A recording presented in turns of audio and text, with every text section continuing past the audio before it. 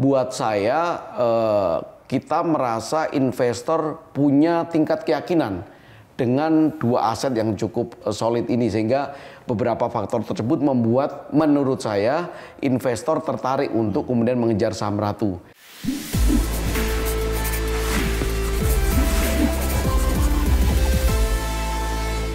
Halo investor dan sobat fundamentals dimanapun Anda berada, selamat datang di acara podcast kesayangan kita, The Fundamentals.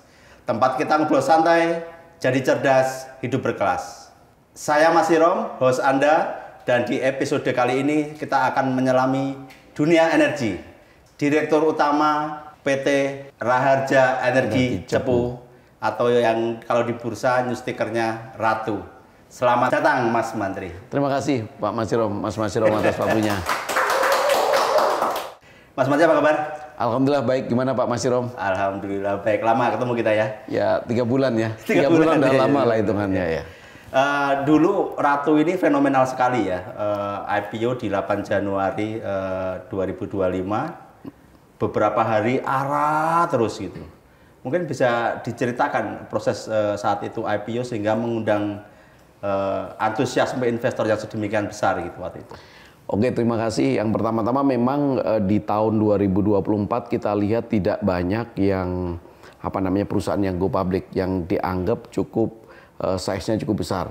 Jadi Ratu beruntung karena memang investor kantongnya masih cukup tebal dan kemudian waktu itu kita IPO di awal tahun, di mana investor juga mungkin belum banyak melakukan placement atas investasi mereka sehingga kantong ini masih berisi penuh.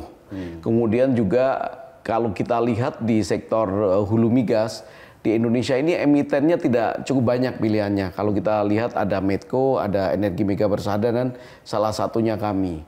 Terus kemudian juga selain soal pertama timing, kemudian soal pilihan investasi di upstream yang tidak banyak, ketiga juga kita diuntungkan dengan tipikal aset atau kinerja kita yang memang basisnya berasal dari kepemilikan pada aset-aset yang tergolong aman dan cukup produktif, yaitu aset utama kita ada di Blok Cepu. Hampir semua investor di sektor energi dan migas sangat mengenal kinerja dari Blok Cepu. Salah satu mungkin 2 besar daripada blok minyak yang menghasilkan produksi minyak terbesar untuk Indonesia.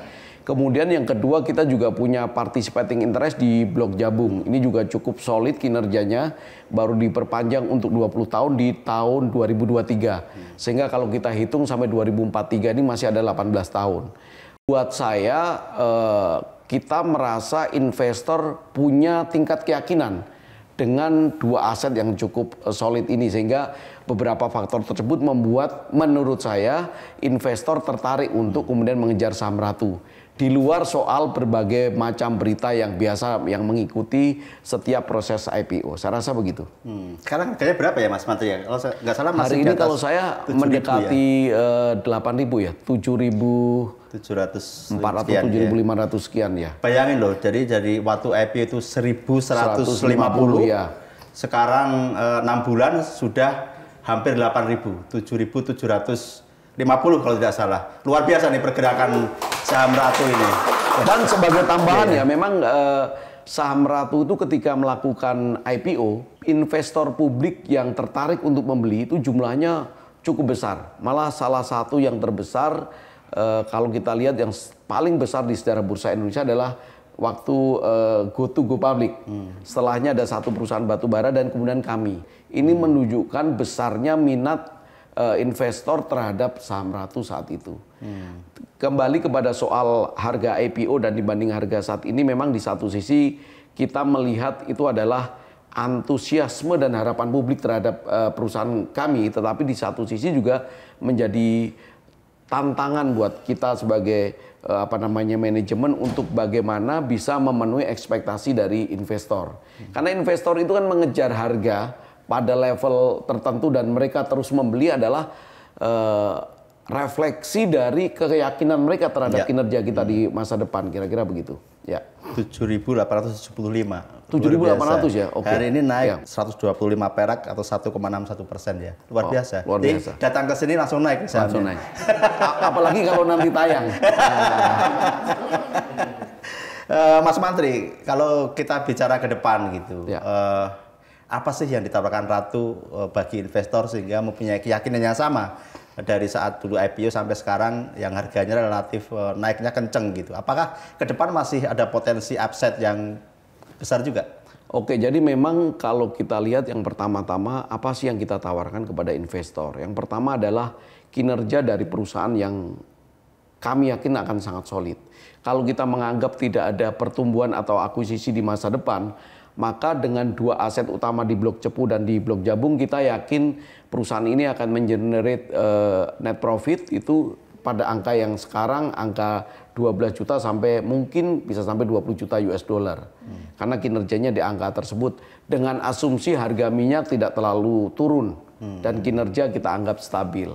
Kemudian yang kedua, kita memang sebagai konsekuensi dari perusahaan publik, kita terus memperbaiki kapasitas kelembagaan kita dengan melakukan rekrutmen talent-talent terbaik serta memperbaiki tata kelola. Saya sendiri sangat concern secara pribadi, sangat concern soal tata kelola. Karena buat saya mengelola perusahaan publik itu sama dengan levelnya, sama dengan ya anggota DPR atau pejabat pemerintah. Kita memegang mandat dari publik. Bedanya adalah mandat publik di level negara basisnya adalah konstitusi, kita adalah basisnya adalah hubungan antara investor dengan manajemen perusahaan.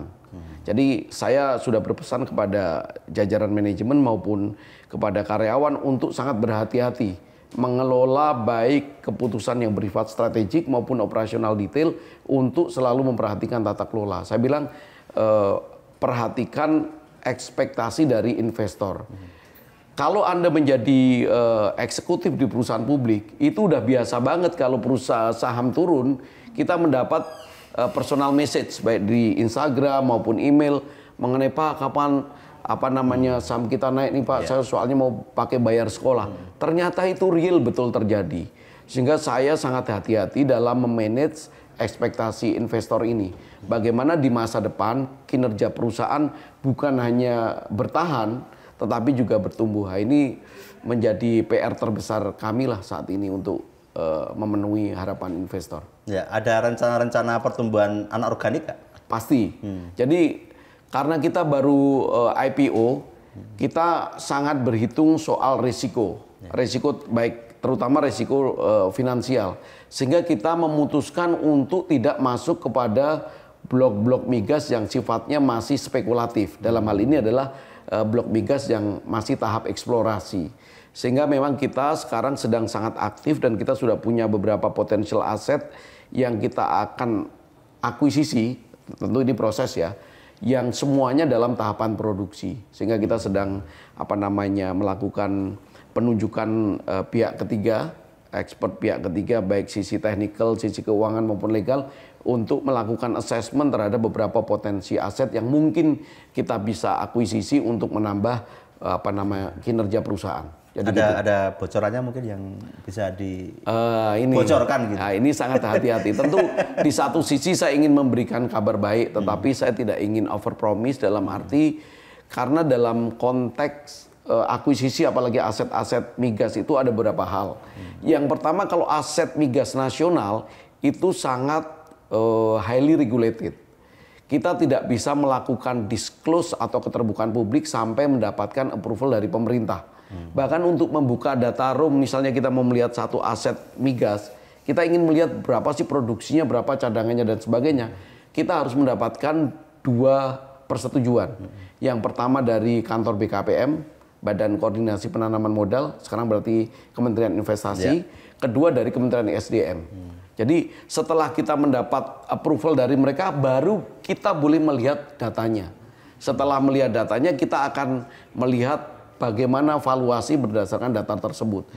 Saya bisa menyampaikan sebenarnya, tetapi itu bukan kepastian apakah akhirnya kita akan akuisisi aset tersebut. Karena semua tergantung kepada apakah nilai komersial yang kita perhitungkan itu bisa kita bayar dengan memperhitungkan seluruh risiko yang ada. Kira-kira begitu.